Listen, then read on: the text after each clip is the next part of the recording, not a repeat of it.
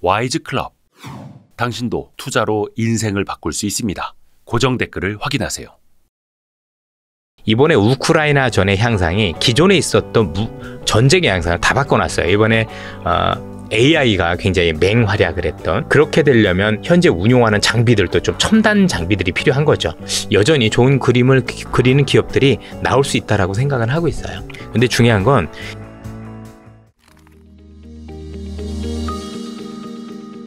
그리고 방금 말씀하신 것 중에 하나가 바로 조선. 네. 근데 조선은 올해 또 어마어마한 랠리. 이것도 이제 물론 조선 업종에 대해서는 관련 애널리스트 분들께서 되게 좋다고 말씀해 주시는 분들이 굉장히 많이 있었어요. 네, 네. 근데 역시도 이쪽도 많은 투자자분들께서는 이랬던 거죠.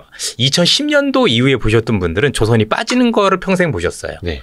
2010년부터 실제 얼마 전까지 마이너스 80%였었으니까. 거의 10년 넘게. 그렇죠. 네. 그러니 이걸 본다라는 게 이상했었던 거고, 조선 애널리스트 하신 분들은 정말 인고의 세월을 많이 보내셨을 텐데, 이것도 사실 큰 사이클이 들어온 거죠.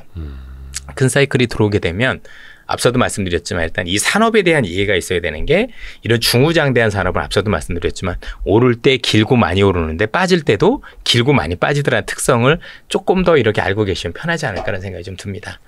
이거는 이 산업의 사이클, 지금 한 어느 지점까지는 와 있는지는 계속해서 좀 스터디를 하면서. 예, 그렇습니다. 그거는 이미 뭐 좋은 애널리스트 분들 몇 분이 보니까 잘 하고 계시더라고요. 보니까. 참고로요. 그 이전에 앞에 있었던 조선 사이클 컸던 게 한 번 있었어요. 네. 2000년대 초반에. 네.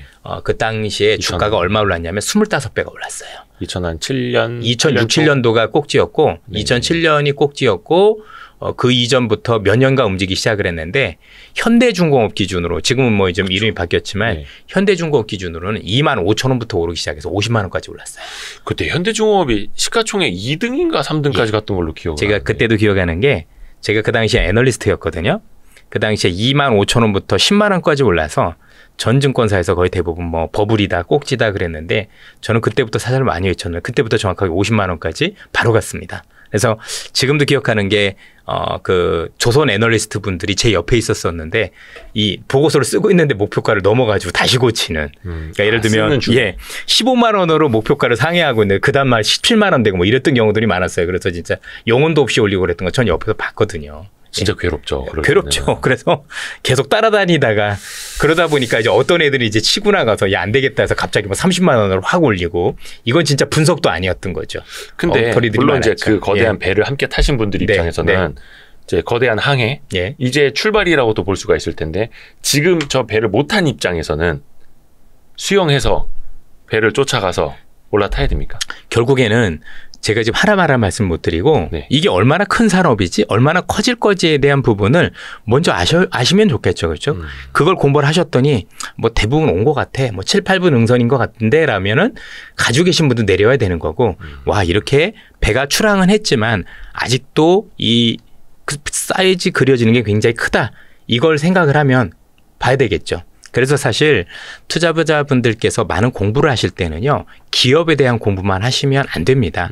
큰 산업이, 이 산업이 얼마나 크지? 첫 번째는 이 산업이 왜 커지고 있고 얼마나 커지고 있고 우리 경쟁자는 누군가, 또 설비 투자는 얼마나 돼 있는지 보셔야 될 것 같고요.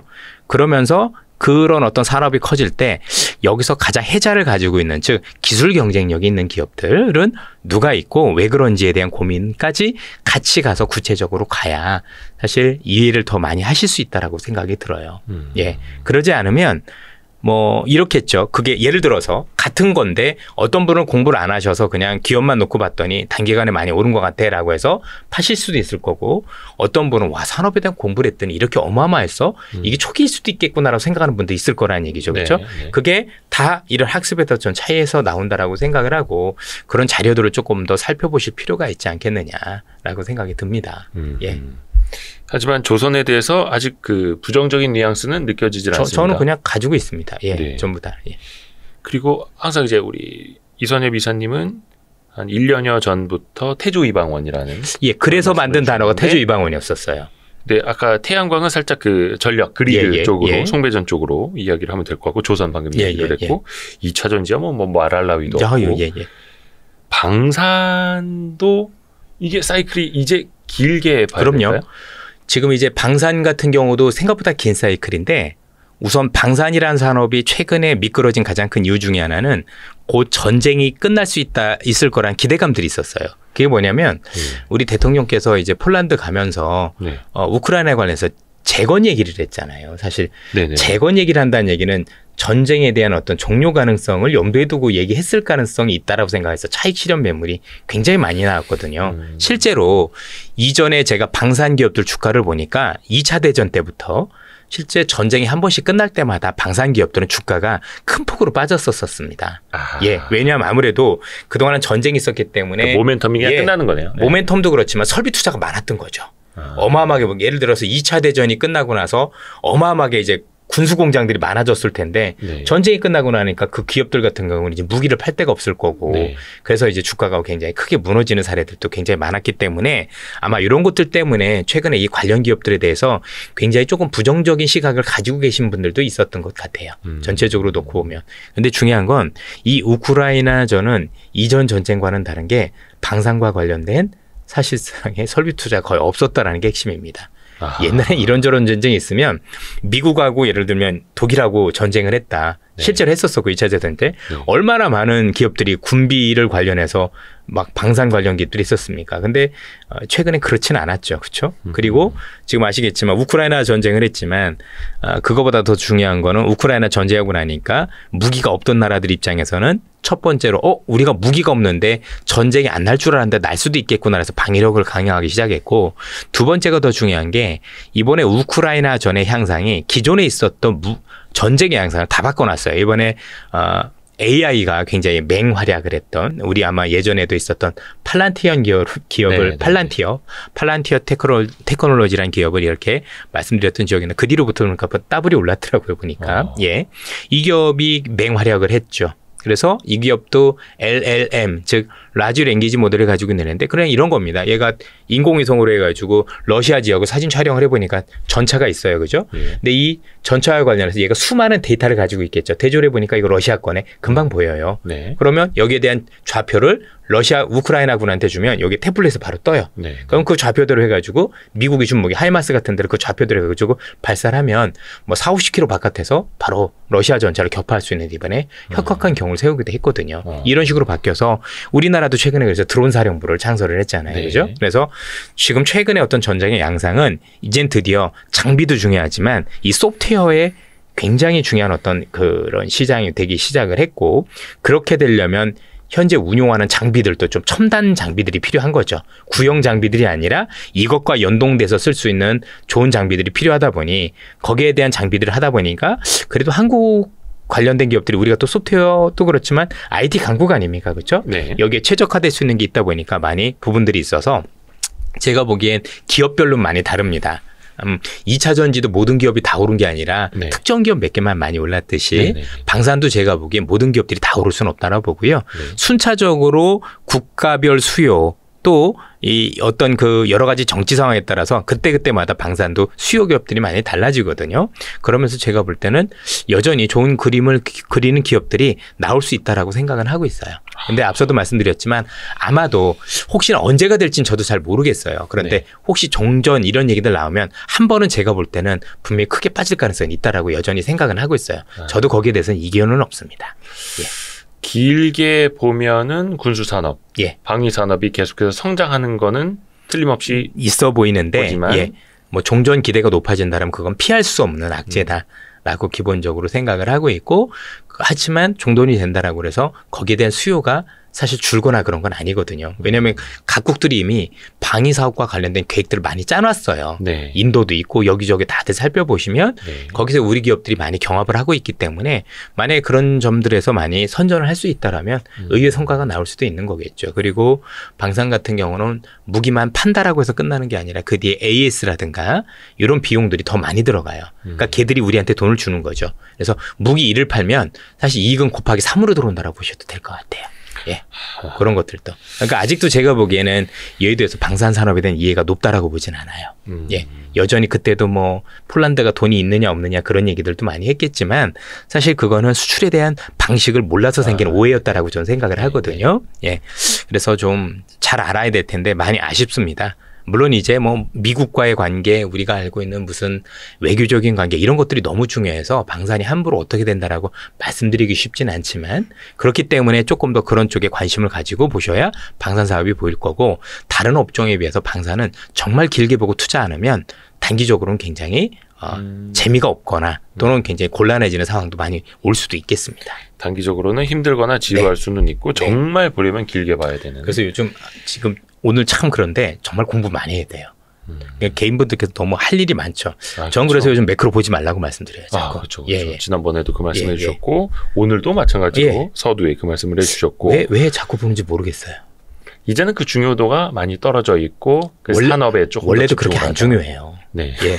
그런데 최근 2년 동안 그 트라우마가 쌓여가지고 그게 잘못 배운 거예요. 사실은 매크로가 중요하지 않은 건 아닌데 매크로라는 게 옛날에 굉장히 영향력을 많이 끼쳤을 때는 뭐냐면 경제 자체가 재고순환 주기라는 게 있어요. 네. 이게 일반적인 경제가 항상 움직일 때는 우리가 사이클이라는 게 있잖아요. 그죠? 뭐 쭈글라 파동, 키친 파동, 네. 콘트래프 파동이라 그래서 이런저런 파동이 있었을 때 굉장히 유용했었던 그런 것들이 경기 순환을 가지고 하는 거였었는데요.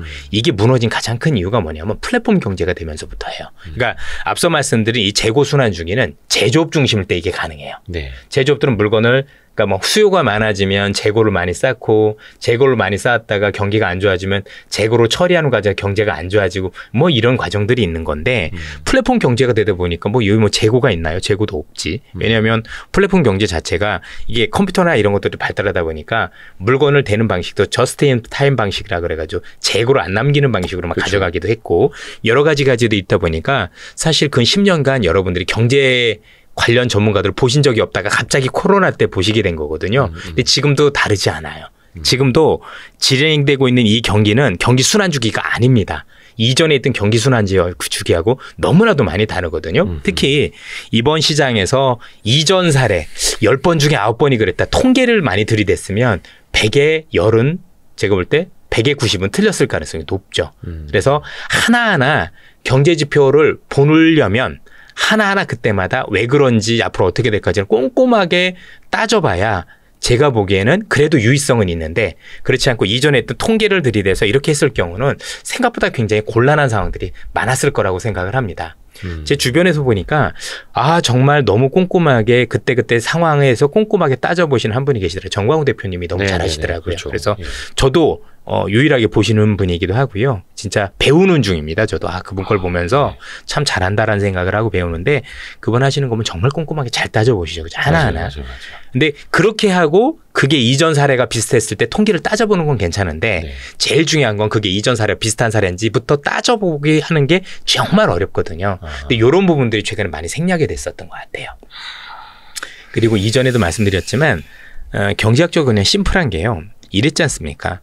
물가가 오를 때 주가가 빠졌으면 물가가 빠질 때는 주가가 오르는 게 정상이에요.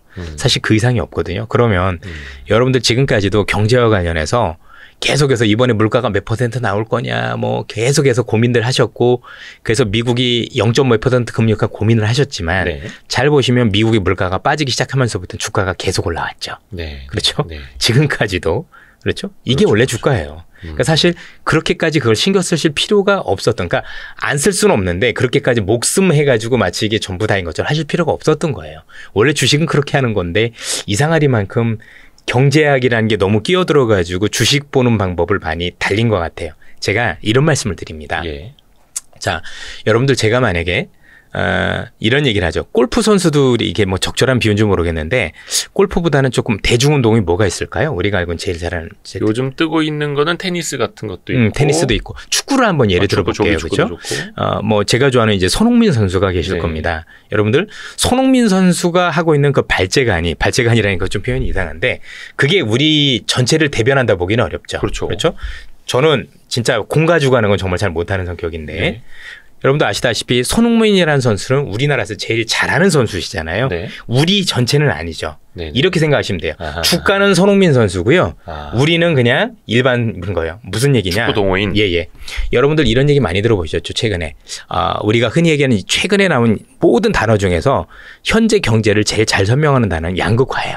양극화. 그냥 숫자로만 말씀드리면 정확한 통계는 아닙니다만 대략적으로 잡아서 양극화라고 하면 소수의 잘 사는 분들과 다수의 어려운 분들이 존재하는 게 양극화죠. 네. 그런데 안타깝지만 그 소수의 잘 사는 사람들이 상장되어 있는 게 주식시장이에요. 그렇죠. 다수의 어려운 분들이 있는 게 일반 경제고. 그러니까 우리가 일반적으로 경제라고 하면 소수의 잘 사는 분들과 정말 다수의 어려운 분들을 다 합쳐서 나온 게 경기 지표예요. 그게 GDP고 성장률이고 이런 거지만 주식시장이라는 건 정말 그 소수 분들 중에서도 제일 잘 나가는 몇 분을 만들어 놓은 게 주식시장인 거죠. 왜냐하면 상장 요건이 까다롭잖아요.